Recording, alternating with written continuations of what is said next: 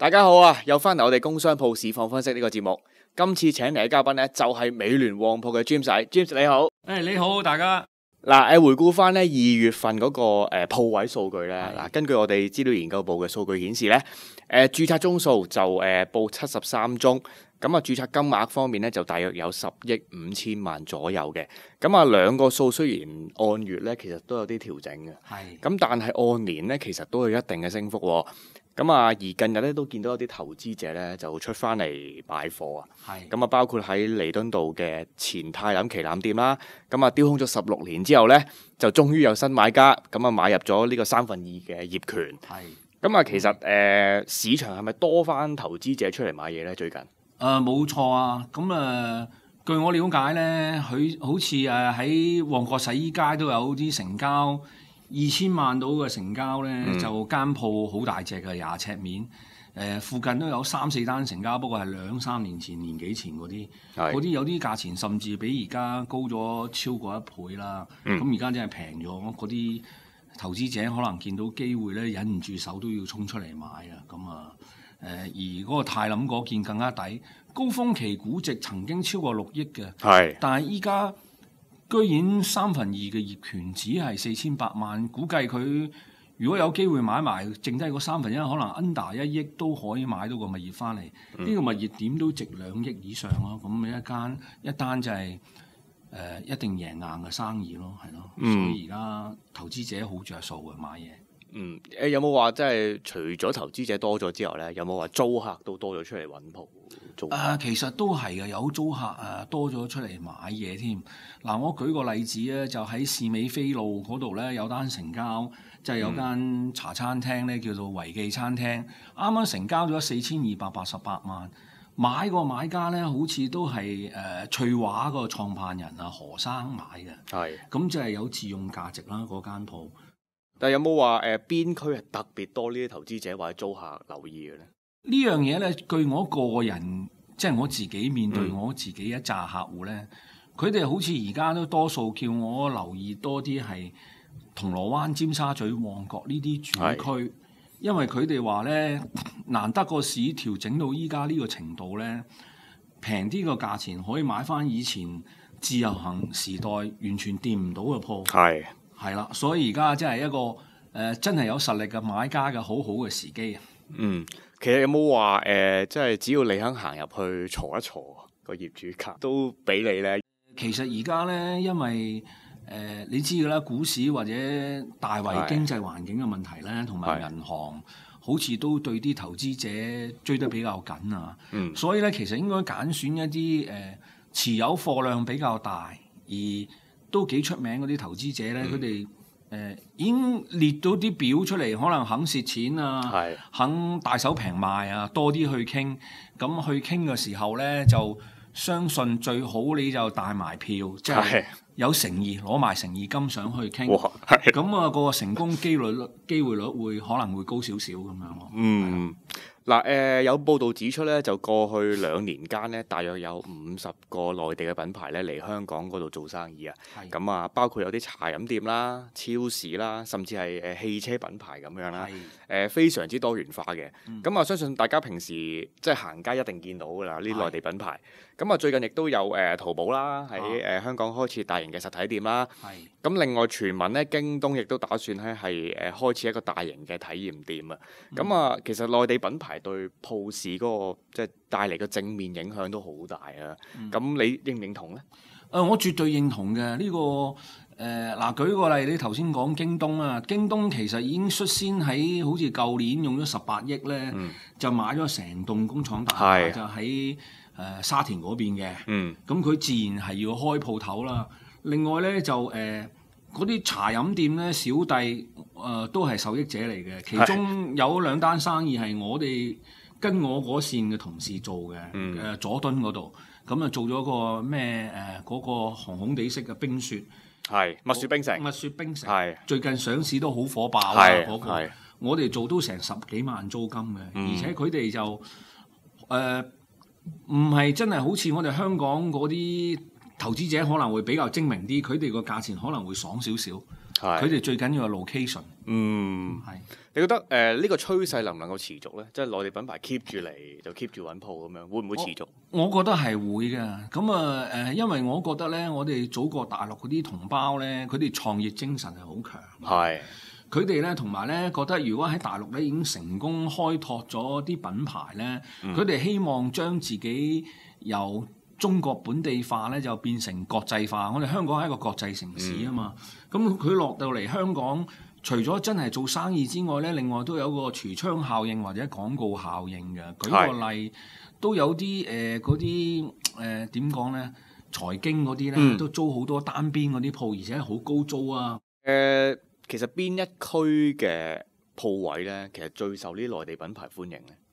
嗱，喺我嚟講咧，因為我有幾個夥計咧，有跟呢一啲客，佢好多時咧想要咧尖沙咀嗰啲彌敦道範圍啊，即係未到佐敦嗰度咧，至到尖沙咀嗰段啊，尤其中意喺地鐵口附近嗰啲鋪，又或者咧旺角，譬如係嗰個叫咩豉油街啊，就好多大陸呢啲品牌店。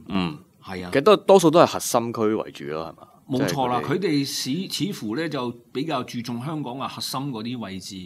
咁反而咧就係租金方面咧就比較進取少少，即係譬如我哋香港嗰啲品牌可能可以俾10萬，可能佢唔介意俾多2萬嘅。係啊，所以係相對容易啲。嗱都想問下你，譬如我係投資者啦，你當係入市去買呢一啲內地品牌，中意嘅地段，咁其實有冇投資價值咧？其實係有嘅，因為點解咧？我哋祖國啲投資者佢都係中意以前所謂嘅自由行嘅區啦。咁呢一啲區都係零售同埋呢個即係點講咧？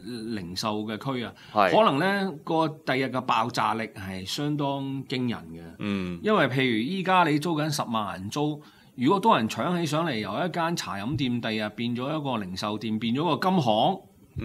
咁可能嗰個租金嘅升幅係數以倍計嘅喎。咁你知我哋嗰個鋪價都係根據嗰個回報嚟計嘅。咁個回報都可以 double 嘅喎。所以就係佢哋 prefer 呢啲咁嘅零售段，呢啲嘅遊客區。都想同你講下咧，即係近年啊，擴充得好快嘅一個行業就係呢個健身室啊。冇錯。咁佢哋租用嘅物業咧，其實都比較多元化嘅。咁有地鋪啦，有樓上鋪啦，亦都有工商廈啦。咁其實最近亦都有健身中心，咁以月租大約40萬咧，係租用咗中環一個大約8000尺嘅巨鋪。其實我覺得都幾誇張。即係因為個租金都唔少啦，40萬租。同埋我自己覺得咧，就其實係咪啲健身室係咪需要開喺旺區嘅地鋪咧？即係點解佢哋會咁樣做咧？其實咧我都有研究過呢個問題。咁嗱，你舉例，你開喺中環咧，中環有好多高級嘅寫字樓、外資公司或者一啲證券公司或者金融公司啊，佢哋嗰啲員工咧就平日好緊張，需要放鬆嘅。佢哋只可以喺食飯時間，咁咧就出去咧，譬如係有個零鐘頭放鬆，佢抽半個鐘至到45分鐘去跑下步啊，拉下筋。咁都好搶喎，又去食飯，又要拍又運動。其實都係啊，或者係下午茶時間，或者佢要睇夜市，有6點鐘至到9點鐘嗰段時間，佢又唔可以翻屋企。咁佢冇理由住喺太古城翻咗去太古城㗎，所以佢中環都要係其實有需要嘅。而且個消費力會高啲嘅，佢哋肯俾貴啲嘅會費啊嘛。我就有必要。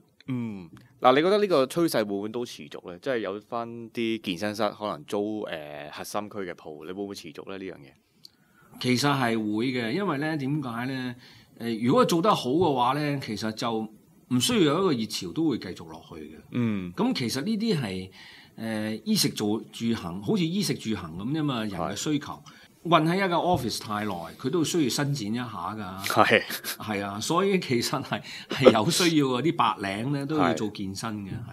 但係其實呢幾年咧都好多呢一啲健身室啦。即係其實個競爭都好大。係唔係真係咁多人中意做健身咧？即係會唔會好快會飽和啊？你覺得？應該就未必嘅，因為點解咧？據我所知，你開喺元朗啊，開喺屯門啊，好多地區嗰啲健身嗰啲咧，佢哋其實有啲係冇教練嘅，要提供啲器械，每個月咧個收費其實都係幾百至1000，係即係等於你係出部電話有個 plan 咁樣，得閒就想去 hea 下咁樣咧，就好多人咧，其實應該都係一日常生活嘅一部分，已經變咗唔係一個即係淨係嗰期興就去嘅嘢嚟嘅，變咗生活習慣咯。